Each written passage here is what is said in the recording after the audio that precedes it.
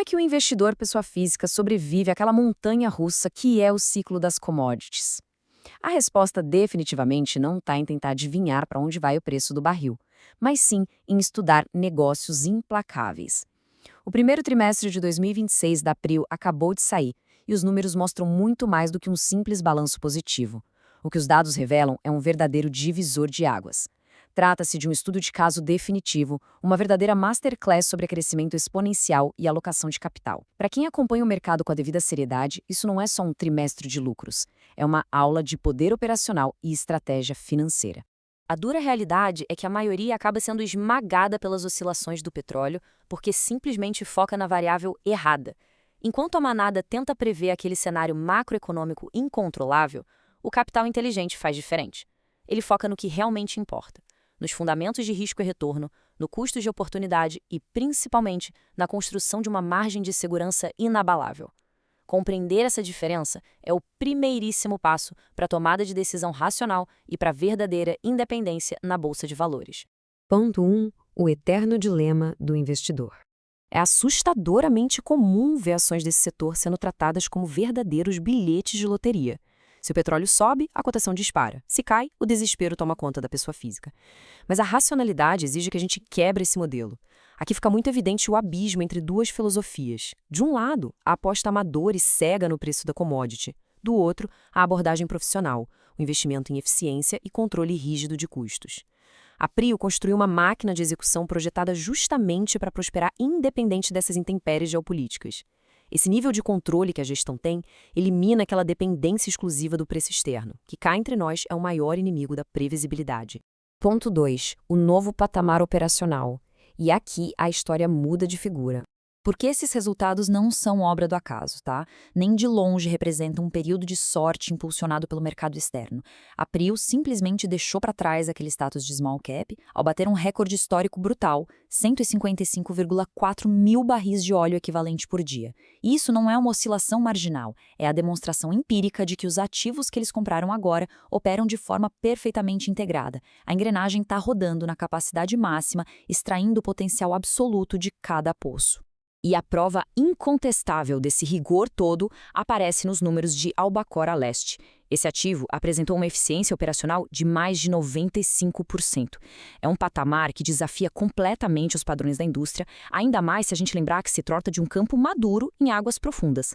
Atingir e manter esse nível valida por completo a tese central da empresa, comprar ativos que as gigantes globais consideram em declínio e aplicar um choque de gestão focado em extrema eficiência.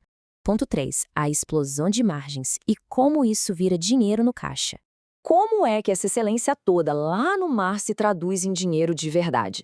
Aqui a gente vê na prática a força dos juros compostos e do retorno sobre o capital investido. A receita total deu um salto monumental de 67% na comparação anual, ultrapassando a marca de 1,2 bilhão de dólares.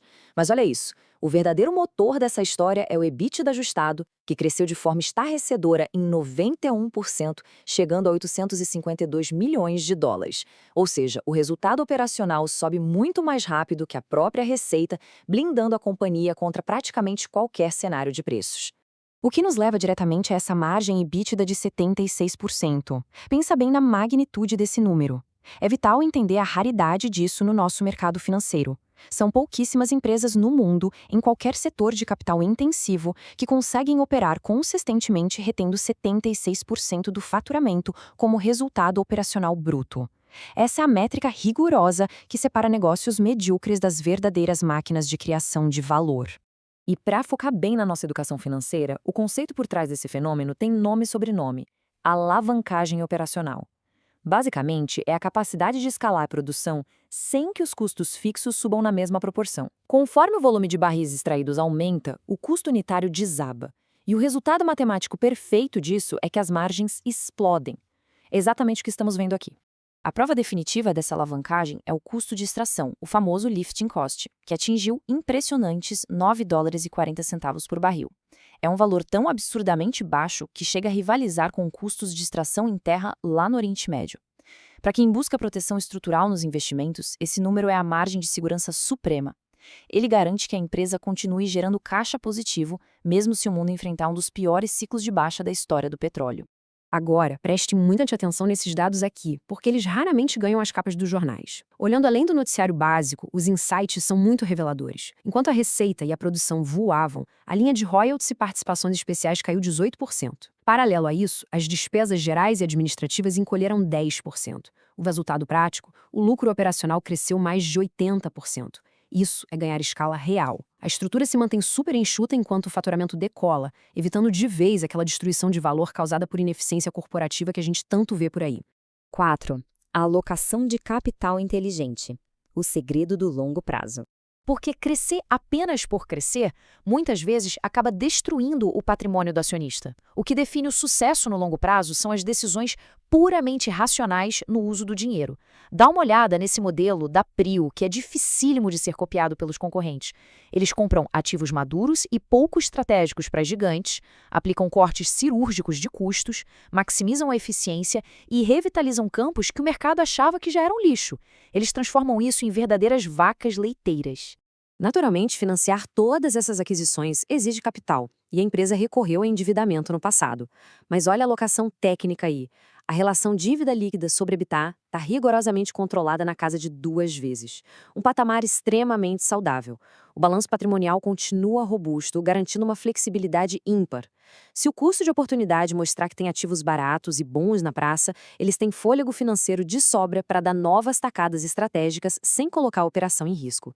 Tem uma observação essencial sobre essa estrutura atual que resume o cenário perfeitamente. A companhia hoje já não parece mais uma small cap de petróleo. Ela começa a ganhar características de uma grande plataforma independente de óleo e gás. E essa é uma constatação de peso. A gente está documentando, em tempo real, a transição de uma empresa que era só promissora para o status de gigante operacional, estabelecendo um novo titã na nossa indústria nacional.